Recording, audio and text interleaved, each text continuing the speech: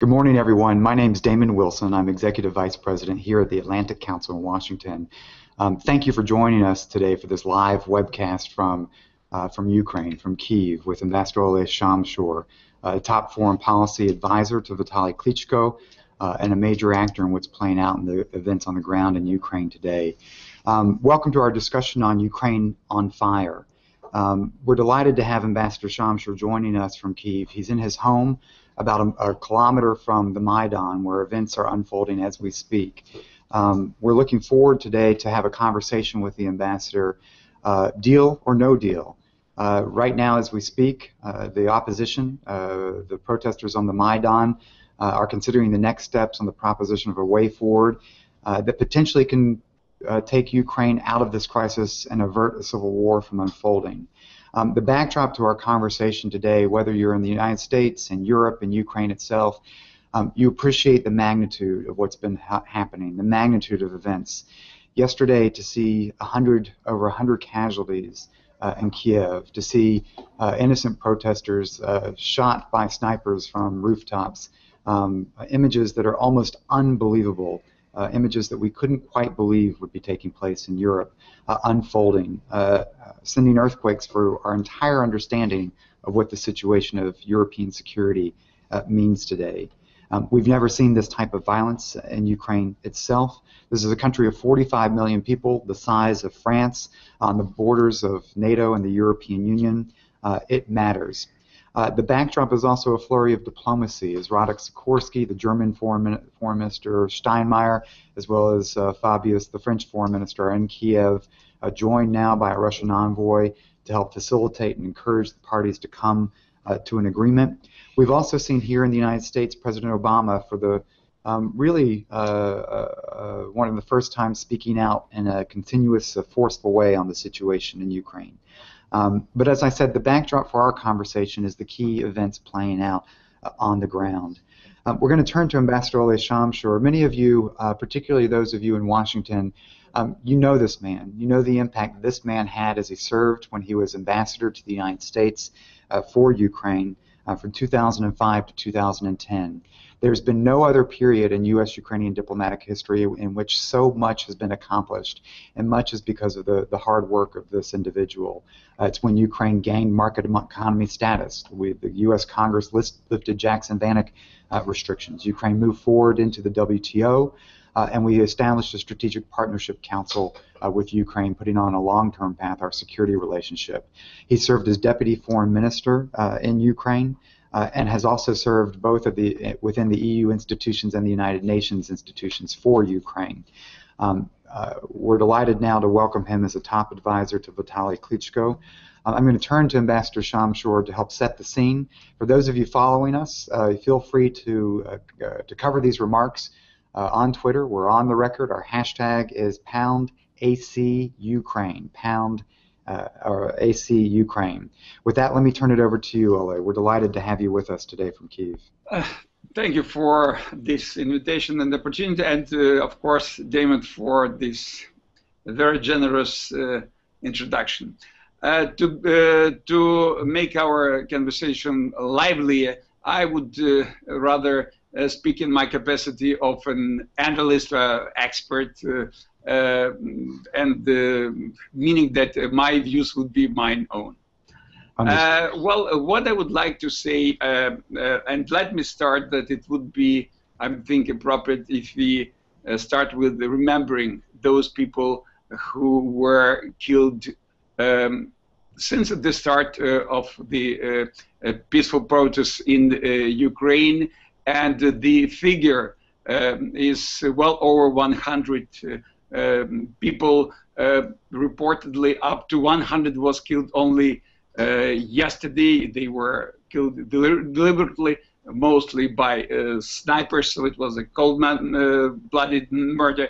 And those people were fighting, struggling for Ukrainian democracy, for a strong and democratic, prosperous country. They would like to see Ukraine, meaning that these are not the radicals or extremists as some people would portray them, but they're ordinary Ukrainians, and I've just watched TV before this conversation, and the geography of those who were killed is quite impressive, meaning they represent the whole of Ukraine, meaning that it's also important to understand it testifies to the fact, to the nature of this conflict. It's not about power, it's not about power sharing. It's about the conflict between civil society, between the majority of the population and corrupt, incompetent, discredited power. That's the gist of the conflict, and it should be understood. And that's why people went out into the Maidan in Kyiv, and now we might say all over the country. Initially, it was about the failure to sign association agreement, but it gradually evolved into much bigger thing, and the message is much stronger. What is demanded by people in the streets, by the majority of the population, is the total reset of the country power structure, the total reset of the way these things are being done in Ukraine, so that Ukraine can evolve eventually and finally into a mature democracy, into really market competitive economy. And that's why people are out in the streets. And it should be understood that all that happens now, what happened on the 19th of January happened a couple of days ago, is the direct result and the responsibility of irresponsiveness of the government, which refused to listen to the legitimate demands of the protesters. Instead, they were met with, firstly, rubber bullets, then live ammunition, and the toll, the human toll, is really unbearable. Because when you watch it and we see you, especially when you see it, it's really very hard to bear. And as the result of these policies, which is, as I said, totally irresponsible and dangerous in many cases, I would say it's even inhumane, because what is being done amounts to the crime against humanity, is that the country is still teetering on the brink in many senses. So first of all, I would say that the actions of the government killed even the remnants of trust of the population in the government. We also see that the parallel power structures are appearing in different regions of Ukraine, as people do not trust the government. They want to change the government, the way the country is being governed. They set their own bodies of self-government. And of course, I would say that due to the actions of the president, his legitimacy is diminishing with every passing hour, because he's losing legitimacy, because his actions, as I said, are so cruel, are so irresponsible, and he definitely, in the current power structure, bears responsibility for everything that happens in Ukraine. And I would like to maybe to finish with saying that, of course, the implications for Ukrainian, if you wish, external policy and external standing are very serious, because very unfortunately, even the territorial integrity of the country is very much at stake due to de facto interference of the third party, and due to the fact that this party is also acting through its proxies that are ready to jockey with the fate of Ukraine. So, but what is really needed now is there is a overwhelming need. The need to finish and to stop the bloodshed, and still try to find the, if you wish, I would say, peaceful, constructive solution to the current crisis. The window, even the space, I would say, the margin for this possibility does exist, but it's extremely narrow and it's diminishing with every hour. So if you are interested and will be ready to discuss the situation with this deal, which is possible, which is in the making, I would be happy to discuss that. But that would be my opening comments as far as the situation in Ukraine is concerned. Thank you very much, Ambassador. You've put a lot on the table. I want to come back to a couple of those points, particularly what you were mentioning, your concern about outside interference as well. But let me start with what's happening and unfolding right now. Is there a deal in the works that's going to stick? Walk us through what you understand to be the terms of a deal that's being hammered out between President Yanukovych and the opposition, but also given the lack of trust in President Yanukovych to stand by commitments. We've had a truce, it's been broken, etc. What's the likelihood that this is a deal that's going to be accepted by those protesters that are out there on the Maidan? First of all, it's we still have to wait to know what the final terms of the deal. What is being leaked to the press allows us to define a couple of issues which are really important.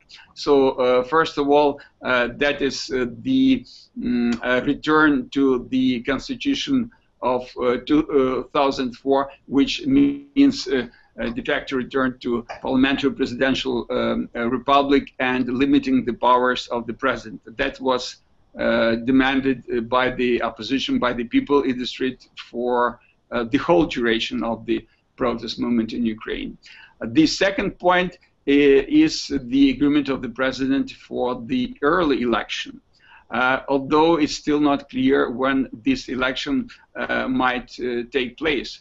Of course, speaking about the constitutional change, there would be a need to prefer to work more on the text of 2004 Constitution, but later, so that they prepare the Constitution that would be, if you wish, sustainable, which would be not needed to be amended and changed so often, although it's done, has been done so far for the purpose of the political expediency, not the out of the need for sustainable development of this country. So, to which extent this deal will be accepted by the population, by the people in the Maidan?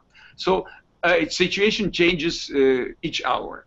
So maybe while we're sitting here, there are new elements emerging. But by the moment we started this conversation, my impression was that the opposition factions were in agreement with the main elements of this deal.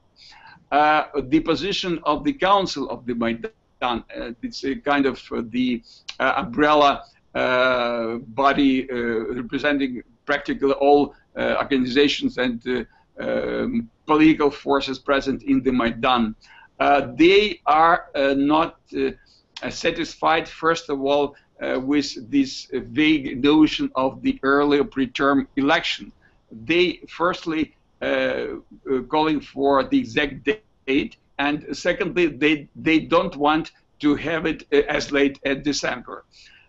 So the overriding view is that the president should resign, or it should be done very quickly, but definitely not as late as December. And one of the problems is that people have practically zero, and in many cases sub-zero trust in the president and power structures. They are still afraid that the time will be bought by the authorities, and people will be cheated, and this time would be used to regroup forces and to attack again, although it should not be possible following yesterday's decision taken by the Rada, which the authorities very grudgingly, not in full, but seems to start to implement. So, Oleh, I'm going to follow up on that, but let me tell our guests that are following us that if they want to weigh in with some questions for you, They can post their questions via Twitter with the hashtag #ACUkraine, #ACUkraine. We'll pick those up and I'll play them back to you. So if our guests could just do that, and we'll sort some questions there. But let me pick up on. Damon, I'm sorry. I just looked in my notes. What is also envisaged and what is also important is the creation of the coalition or government, or the government of people's trust that would enjoy trust in the country and in the West, so that they can resume, for example, cooperation with International Monetary Fund. And as it was leaked, and I hope it's true, that it also envisages the creation, together with the European Union, of the international body to investigate the crimes that were committed by the authorities. And it's important because we definitely need to break this cycle of impunity. I'm sorry for interrupting. No, please, thank you. Let me sort of combine what I was going to ask with one of the questions that came in for one of our senior fellows, Megan Green, at Economist. Meg, who writes for Bloomberg as well. She's asking, what will the Russian response be to an agreement? And let me broaden that a little bit, because you ended your opening remarks by talking a little bit about your concern about the very fact of territorial integrity of Ukraine being at stake, and that outside actors, sometimes acting through their proxies, taking Ukraine down a bit of a dangerous path. So talk to us a little bit about how you see the Russian response to any agreement that plays out. So far, President Putin had stood behind President Yanukovych in his effort to maintain control of Ukraine. Does Moscow think they now are betting on a losing horse? Well, I would say that the role played by the Russian leadership in this crisis was, I would even say, unsavory, in the sense that they went as far as encouraging the violent crackdown on the demonstrators publicly. And one of the examples, I think it was the day before, no, it was yesterday, I was appalled by the CNN interview with Mr. Churkin, Russian representative at the United Nations. Well, I will put aside all his rhetoric about scoundrels and things like that, but there was not even a feeling, not a word, I would understand, but not even a feeling, an attempt to show that he's appalled, the sense of remorse about the blatant killings of scores of people in Ukraine. And we see it through the statements of Russian officials, and actually it's a overwhelming topic of the Russian press, meaning that you have extremist scoundrels, and implicitly they deserve what they get. I think it's appalling to hear at the beginning of the 21st century. So if you look at non-emotional, I would say, operational response of the Russians. I would say, firstly, what has been noted, that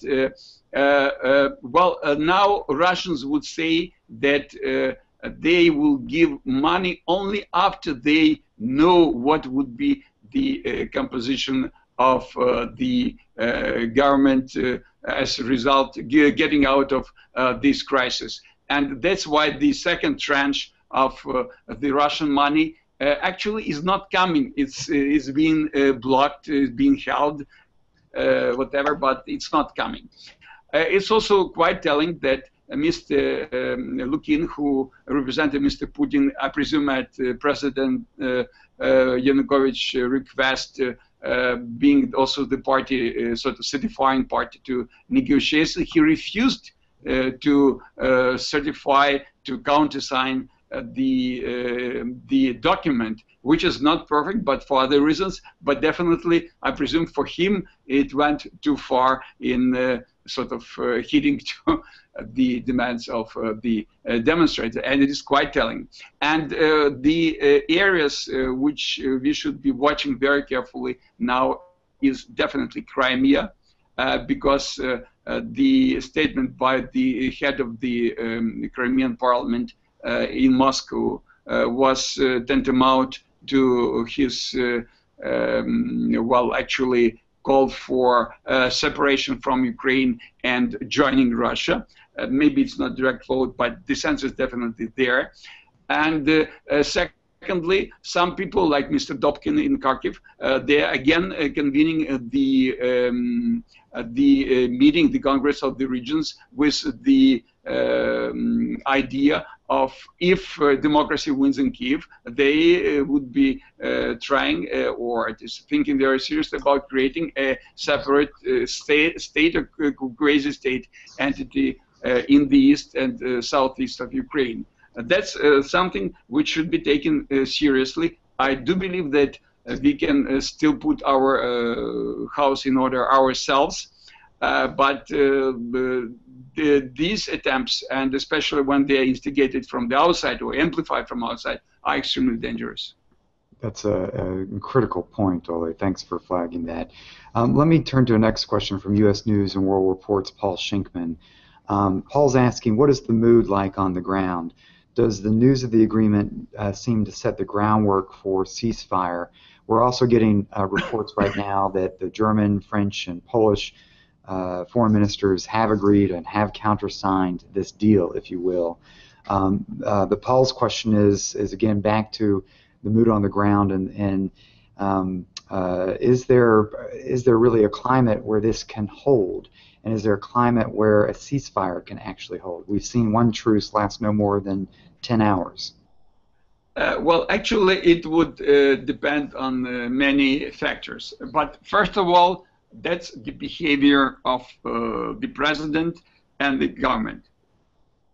If they follow up on their promises and everything goes as promised, or would be promised, in the parliament, in the streets, if perpetrators of violence are put to trial, to actually, and they would answer for their deeds, that would help to build trust.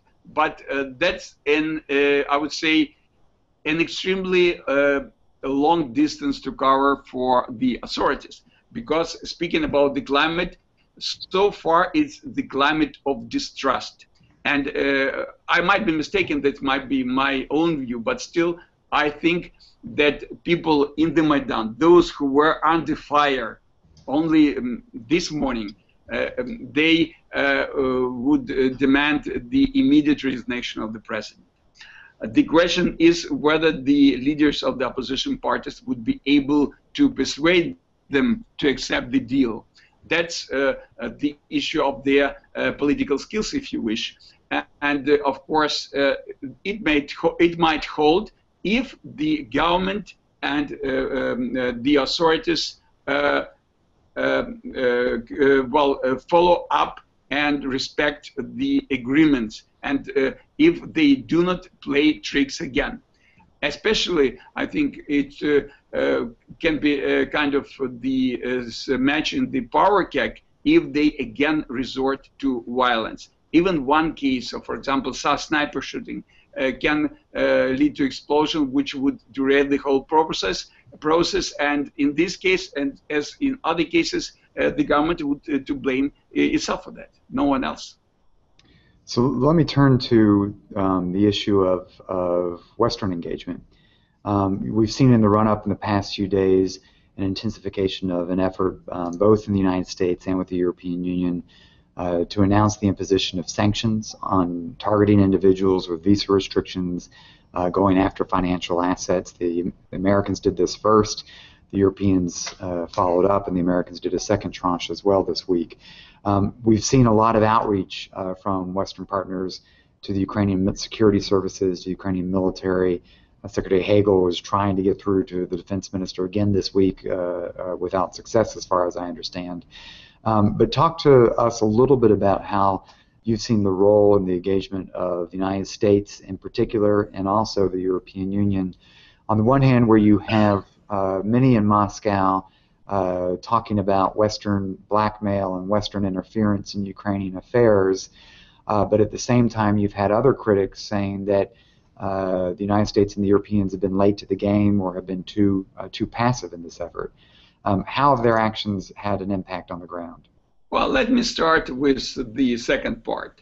I would say that those who say that people are being paid in Maidan or they're being paid by the American government or American or European funds, they definitely either do not understand the nature of the conflict, which I explained as the conflict or rejection by the society of the government, of the authorities, or they deliberately use this thesis in manipulative technologies to actually create a false picture and try to propagate it all over Ukraine and in the world. As far as the Western approach is concerned, I try to be objective and usually do so, but if you ask me, I would be closer to the critics. Because, of course, the imposition of sanctions by the United States and then by the European Union has been quite helpful, and I think it was one of the factors that led to the decision of Yanukovych to accept even the deal-making per se. But I think that, again, it was a bit too late. A couple of days ago, and I had numerous conversations with Western colleagues, it was a chance by using those sanctions, especially financial sanctions, to modify the behavior of Yanukovych and his entourage. Now, we are mostly dealing with with results of this inaction, and definitely what was achieved might have been much greater, and mostly important, that might prevent the bloodshed, at least the scale of the bloodshed that we have seen in the streets of Kyiv. So I think it was the right direction, these steps in the right direction to impose sanctions, but again, following this trivial line, it was maybe not too little, but definitely too late. Mm-hmm. So let me add a question from one of our colleagues in, I believe, in Europe and Denmark, Jesper Petersen, a member of the Atlantic Council, who's asking, what are Russia's options, what are Ukraine's options if Russia's response is a gas cutoff? So sort of extrapolate that into Ukraine's remaining vulnerabilities with the reason Yanukovych did a role reversal in Vilnius because of presumably the pressure coming from Moscow.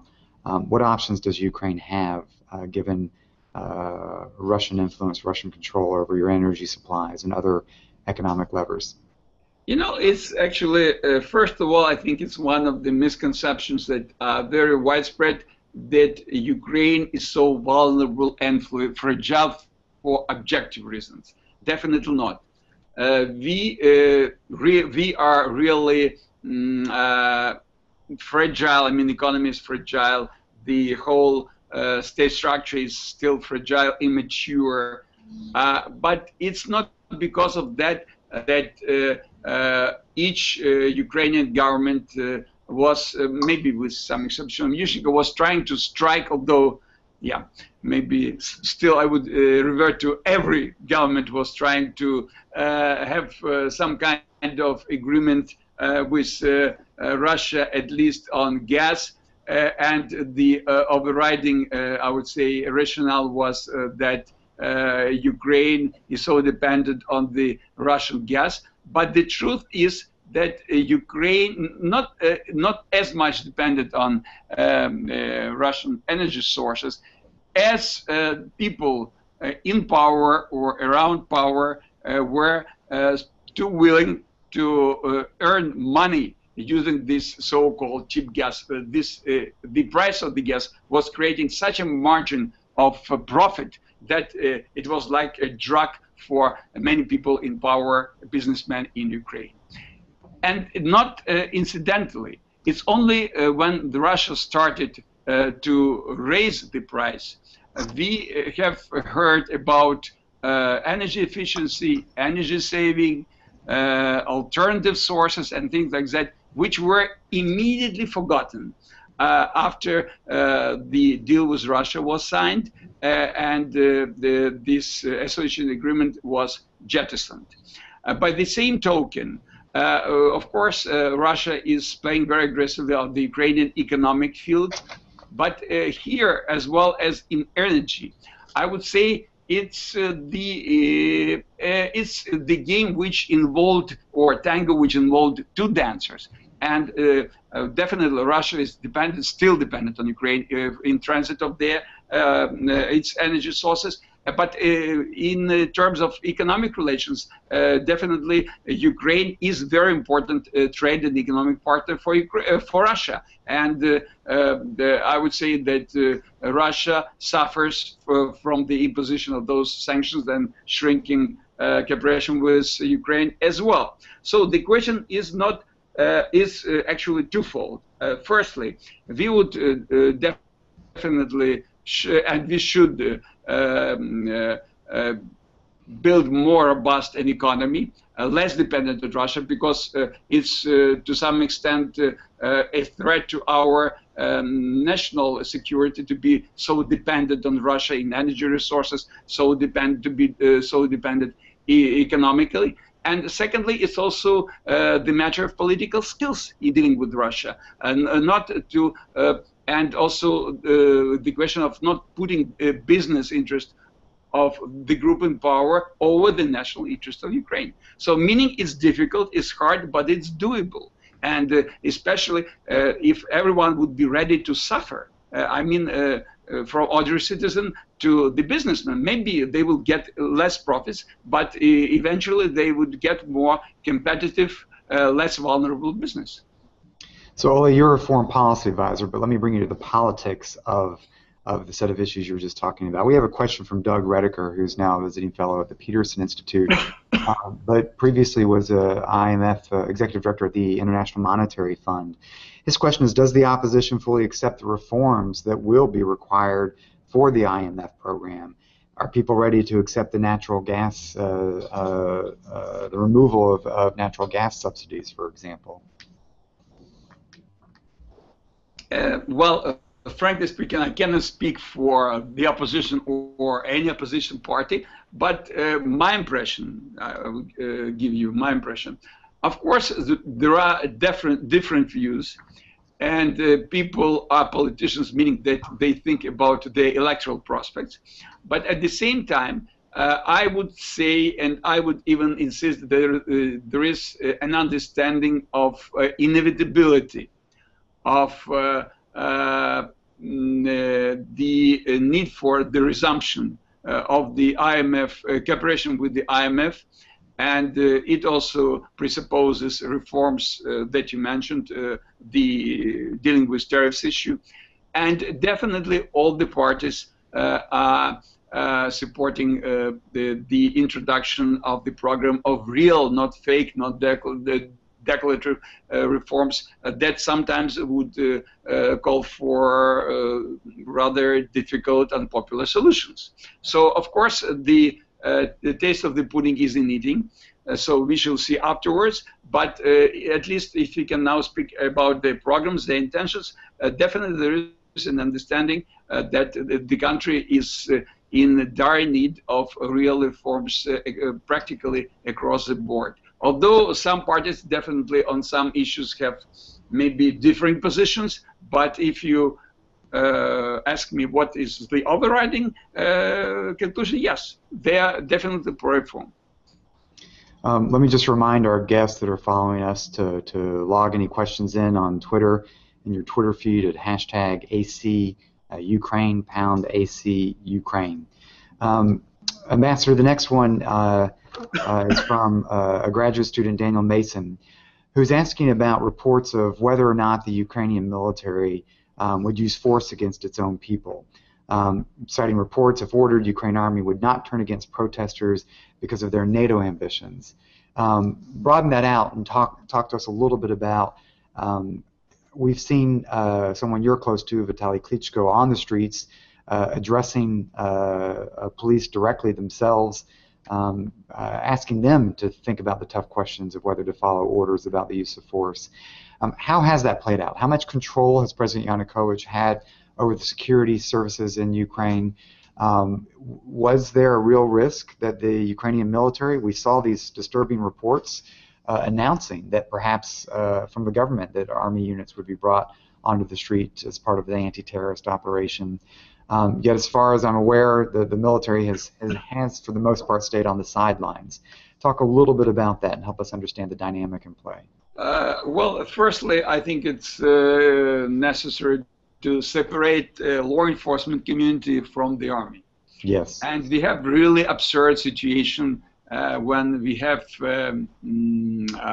law enforcement community, a couple, according to different accounts, 2 or 3 times larger than the army. That's really absurd. And by the number of policemen per 1,000 of population, I think we are the worst. Of course, not the best, worst in definitely in Europe, maybe all over the world, which is absolutely absurd. And it only shows what those security forces are needed for the suppression of dissent. They're well paid, much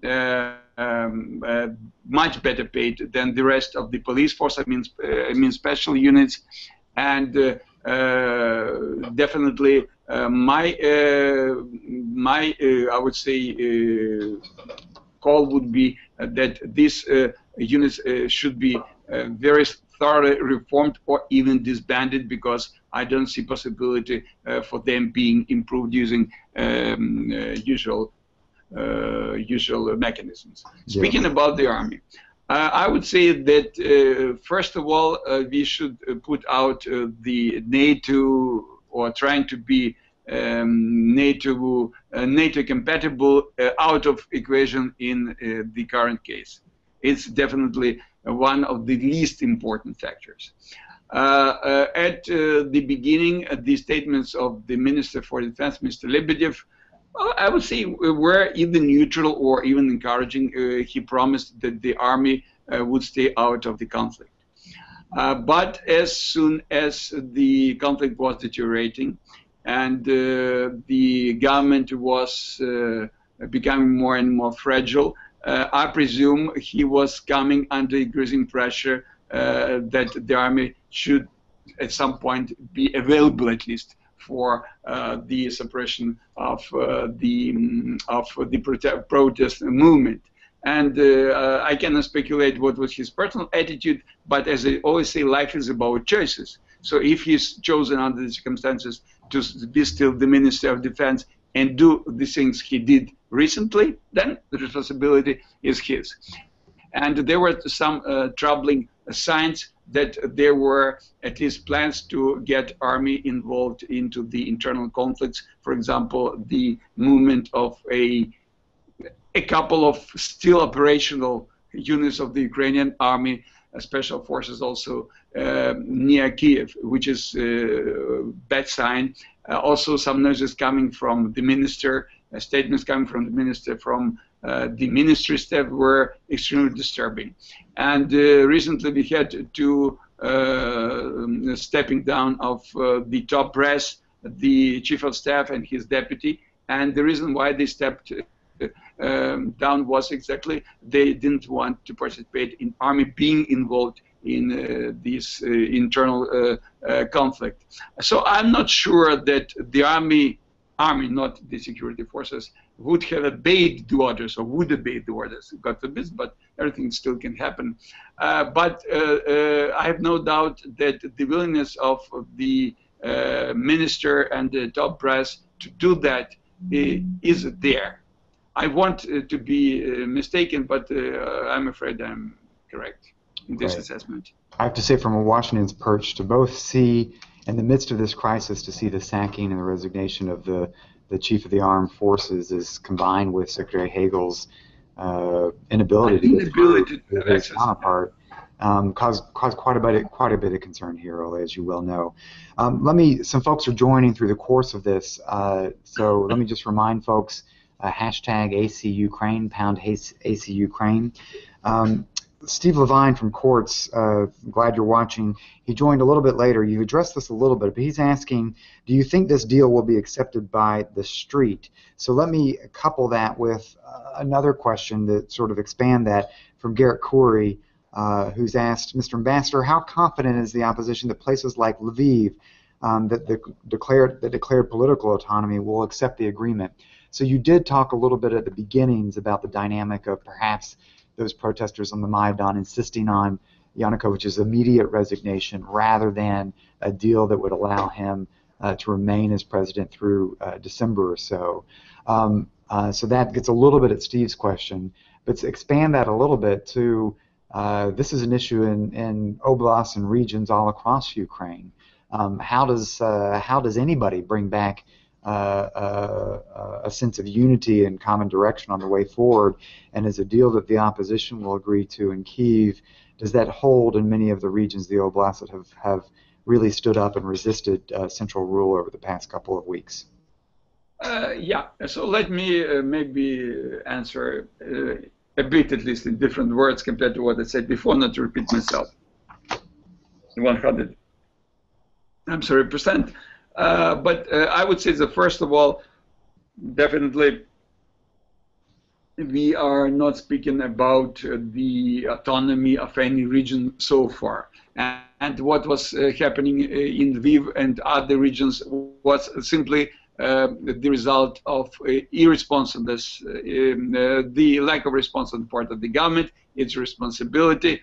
People, of course, were influenced by the events in Kyiv, and they decided to take power into their hands in the sense that they created so-called people's councils that were executing or tried to execute the power in the regions. And also it's the result of the crisis of the system of self-government in Ukraine that has been happening, well, at least since 2010. To which extent they would be ready to accept the deal? It's actually one of the most important questions. And speaking about the Maidan, that politicians are still to convince the Maidan that this deal can be accepted. I meant not only the space in Kyiv where the people are, but right, actually the whole protest movement all over Ukraine regions being included. And I wouldn't speak only about Lviv. For example, the same is going in Poltava, which is central Ukraine, and still people would largely demand the total reset of the government, including the resignation or immediate election of the president.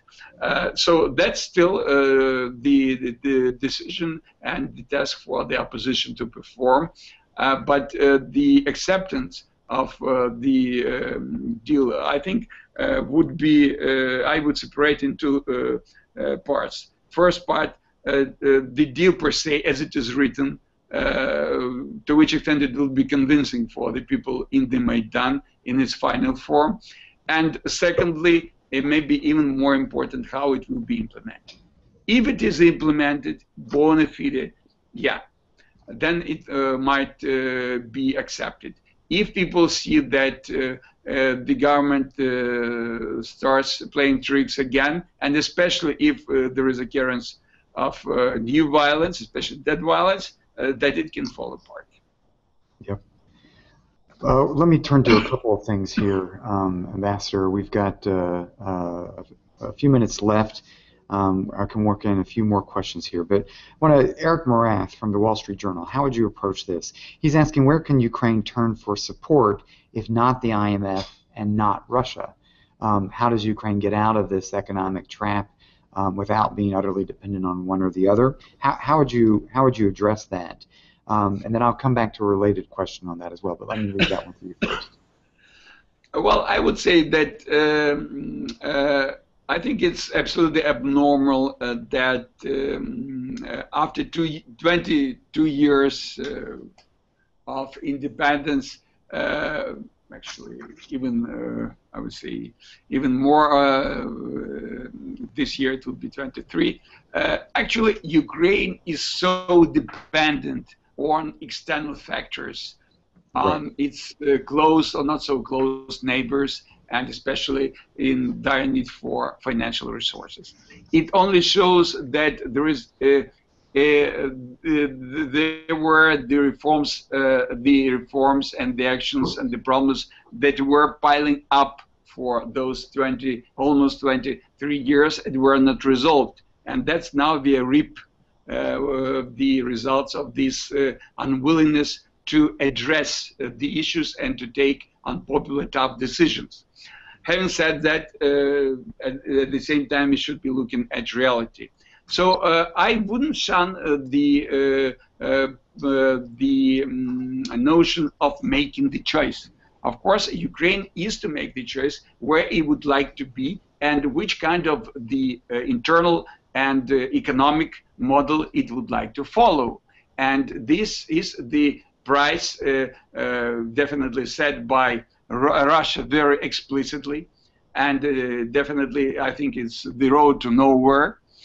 And secondly, of course, if there is cooperation with IMF, if there is a quest for more investment, and there's only one source of investment, real investment, without too many strings attached, then it should the economy should be, and the way of doing business definitely should be dovetailed with the one existing in the West.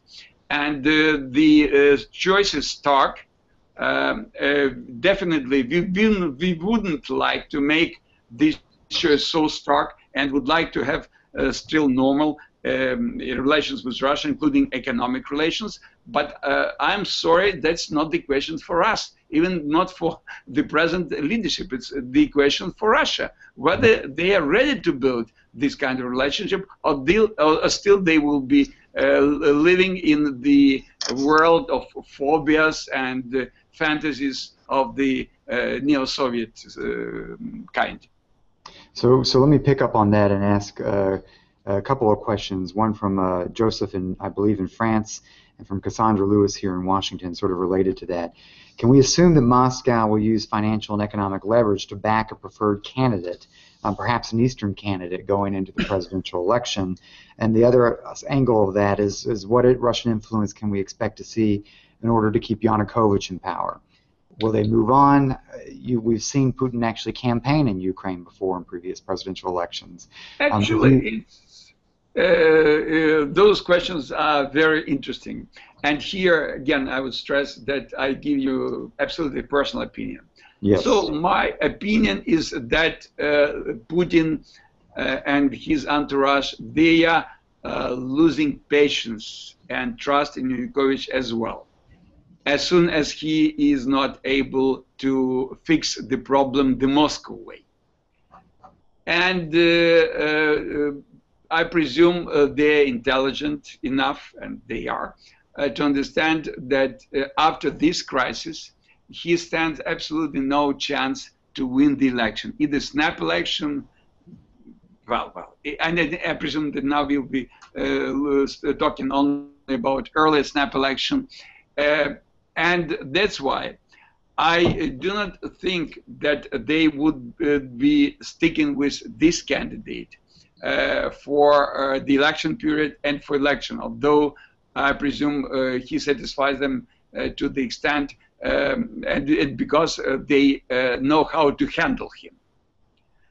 But at the same time, my good guess, or maybe educated guess, would be that they would be looking for a substitute.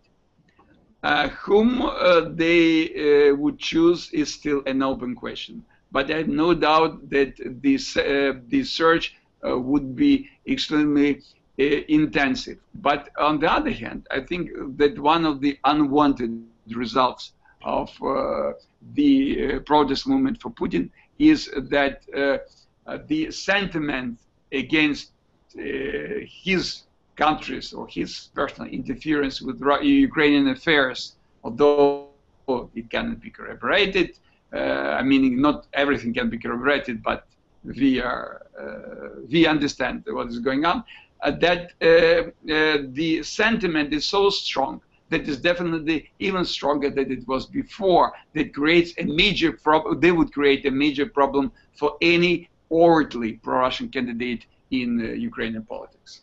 Right, right. We've got about 8 minutes left, so I'm going to take the last few questions at pound hashtag AC Ukraine. The next is from Matthew Kaminsky, an editor on the Wall Street Journal editorial board, someone who's covered this region for years, and many of us has read his great work. He's asking, can you imagine the Maidan will pack and leave after this week with Yanukovych still in power? This goes back to what we started with, the issue of trust in terms of the deal being able to hold. So first of all, best regards to Matthew.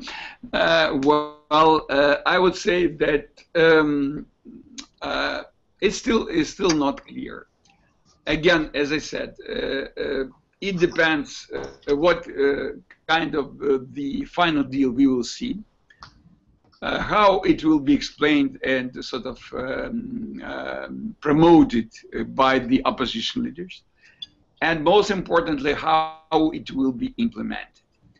My guess is that even if we have all those three factors fulfilled and working in a positive direction, people will be largely unwilling to leave the Maidan or to leave the buildings or other, say, premises in the regions until the election of the president. Mm-hmm. When they see, and it doesn't mean that they will actually, unless our candidates wins, we stay. No, unless we are sure that election process is fair and democratic, and the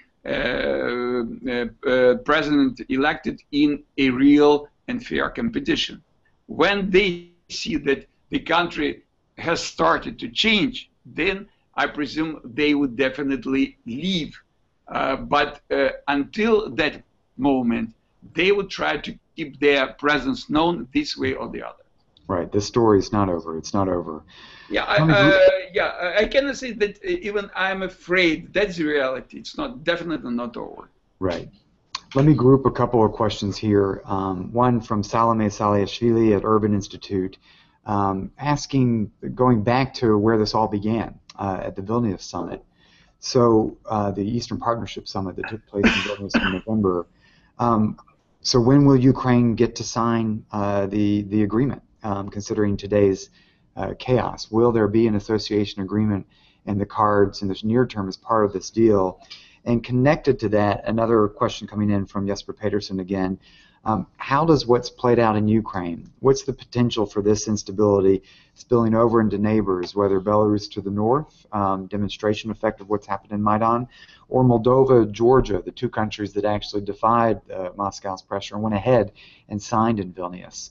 So bring us back to how this all began with this fight at the Vilnius Summit, and where does that storyline pick up? So I would say that those questions definitely are not simple, but let me start with a simpler, so with the first one. I think that EU was right to say that the deal is still on the table, the door is still open, and they were right to say that it's open for the Ukrainian people. And this message was only amplified recently.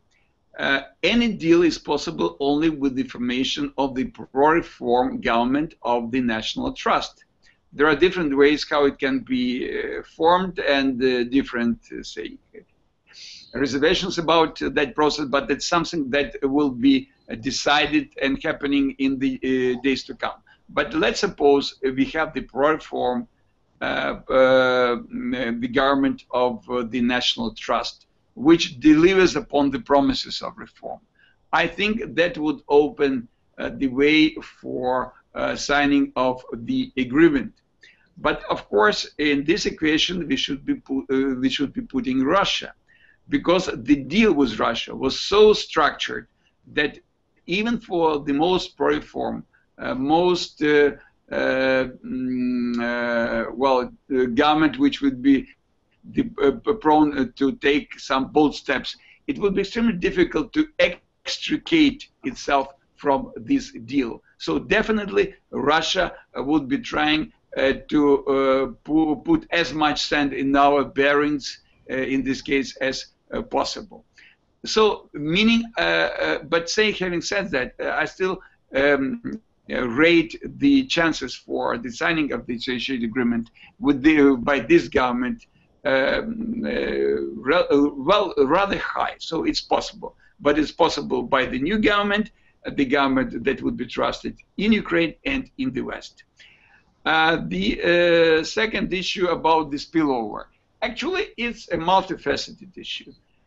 If we imagine that democracy wins over and the country starts reform, definitely it would be a major stimulus for the dissenting views in the autocracies all over the former Soviet Union, but especially in Belarus and Russia.